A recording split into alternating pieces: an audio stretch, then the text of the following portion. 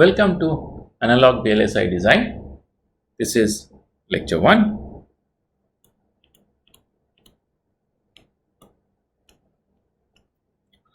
As we had seen in the introductory video, in this course we will almost exclusively focusing on designing an amplifier. Now this is a course for electrical department or electronics department.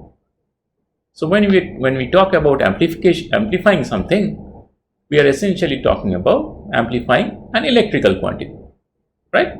So what is the most familiar electrical quantity that we can amplify? Obviously, we can say that. Let's start off with voltage, right? So when we are planning to design an amplifier, the question is, are we planning to design a voltage amplifier? Right? What do I mean by that? So let's assume that I have a voltage source. Let's assume I have a voltage source V in. Let's further assume that it has an internal resistance Rs, right? Because no voltage source comes with zero internal resistance. It's always a real life voltage source is always accompanied by an internal resistance. Let's call it Rs, where S stands for the source. And let's say there is a load resistance RL, right? What are we interested in? Are we interested to build a block and put it in between RS and RL such that after we connected this block, the voltage that will develop across RL, right? Let's call it V0. Are we interested in building a block? Let me just put a question mark here. So are we interested in building a block such that V0 is equal to AV times V in, where AV is greater than 1, right? So are we interested to build this? One might say that if we have such a block, we might as well call it a voltage amplifier, right? Can call this a voltage amplifier. So is the course about finding out what is the stuff inside this box which can give us voltage amplification? Now some of you might turn around and tell me that, hey, what is so holy about voltage? In electrical domain, we have another quantity that we are equally interested in, that is the current. Can we make a current amplifier, right? Why are you partial about amplifying voltages, right? So you will also be right. So let's say that I have a current source. Let me call it I in. The current source is again accompanied by an internal resistance Rs, and I have a load resistance RL. What should I? So is the course about building this box inside such that the current I0 that will flow into RL, right? I0 is equal to some proportionality constant AI times I in such that AI is greater than 1. And if this is realizable, if we have been successful in realizing this, we can call this a current amplifier. And you will be right? Thus, if we are able to realize the box on the top, we can say that that box is a voltage amplifier. If we can realize the box in the bottom circuit, then we can say that the box acts like a current amplifier. However, in this course, we are neither interested in designing a voltage amplifier nor a current amplifier. What we are interested in is the following. We are interested in building a box such that if I put this box in between the load and the source, if I put this box between the load and the source, then the power delivered to the load, right? So the power delivered to the load, P out, right, should be greater than the power that I am extracting from the source. In other words, if the power that is going in is P in and the power that is getting delivered to the load RL is P out, we are interested in finding out this box such that P out is equal to, let me call some proportionality constant AP times P in, where AP is greater than 1. This course is focused in designing this box where the output power is greater than the power that I am extracting from the source. The source might be voltage source, the source might be current source. It doesn't really matter. All we are interested in is to deliver an output power which is greater than the power that we have extracted from the source. And why is this relevant? This is relevant because there are several applications which demands this. For example, the most common application that you might be familiar with is that of a microphone and a loudspeaker. The volume that comes out of the loudspeaker is much stronger than the decibel level of the volume of the volume, that is, or decibel level of the signal that is going into the microphone, right? So clearly there is a power amplification that has happened. It's neither a voltage amplification nor a current amplification. Let me try to convince you with a concrete example of what I mean. Let's take the example of a humble transformer. I am sure you have gone through or you have encountered an ideal transformer in your basic electrical engineering courses, right? So for example, you have, let's say I have this, again, this non-ideal voltage source, and I have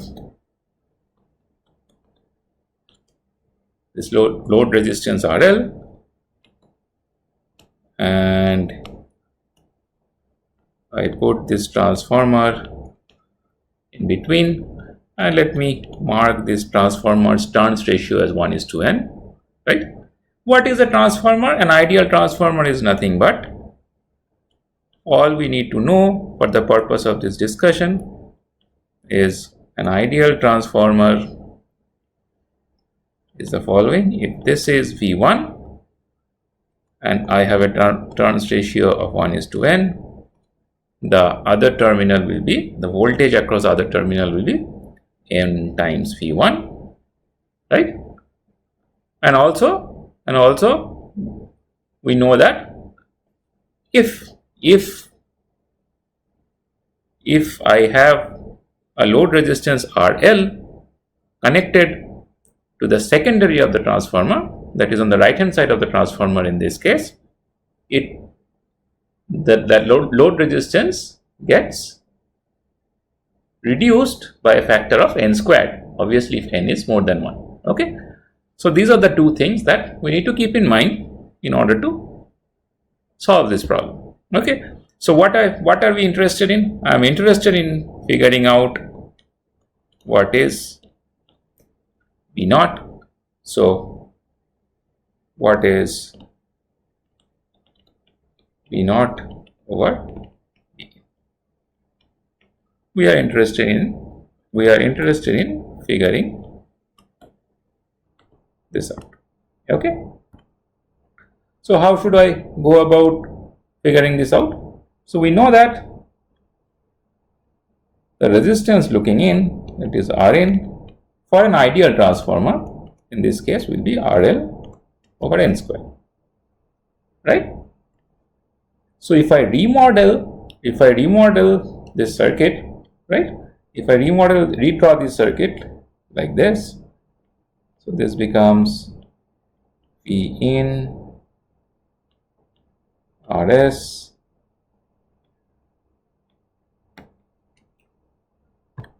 and a resistance of value RL over N squared.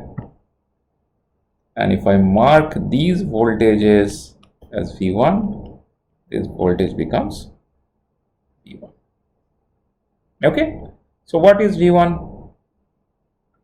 V1 is nothing but the current that is flowing into this loop, that is V in over Rs plus RL over N squared times the resistance RL over N squared. Okay. So if that is the case, if this is V1, what will be V0? Now if I switch our attention to the circuit on the top, I know V1. So what will be V0? From the transformer action, we know that V0 is N times V1, which is equal to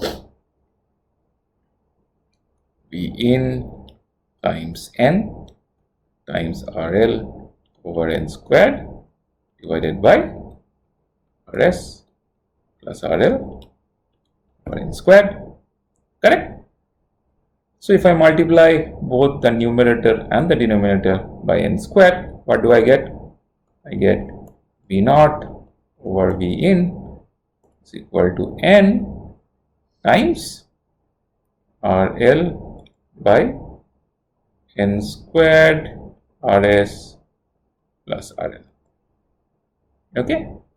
So if I rewrite this here, so V0 over V in becomes N times what? RL by RL plus N squared Rs. Okay, so let me redraw this circuit. V in Rs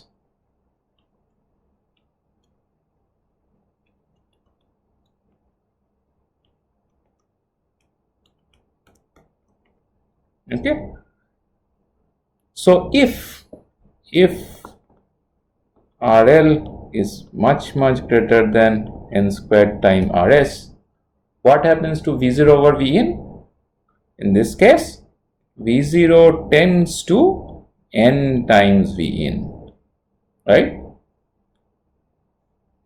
V0 tends to N times V in.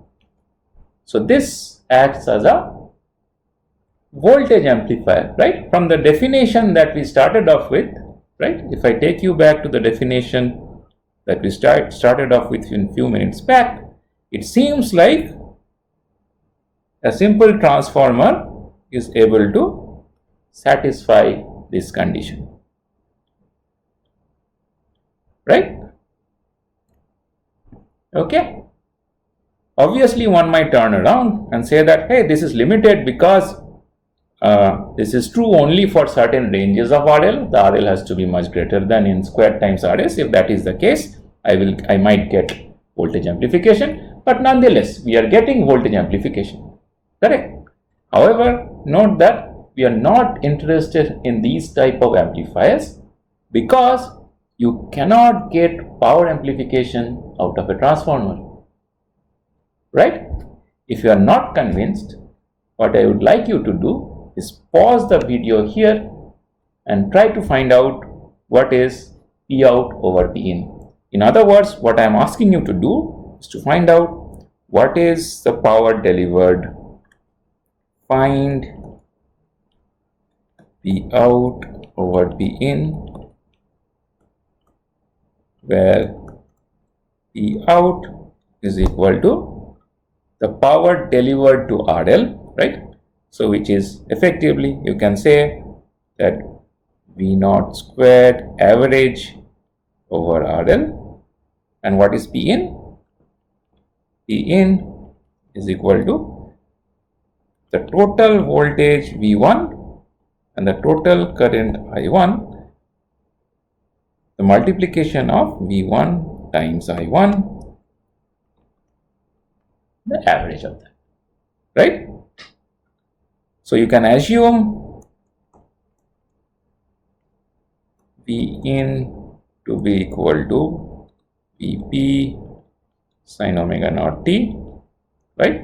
You can assume this and try to figure out what will be P out, what will be P in, and what will be the ratio of P out over P in, and we'll continue from there.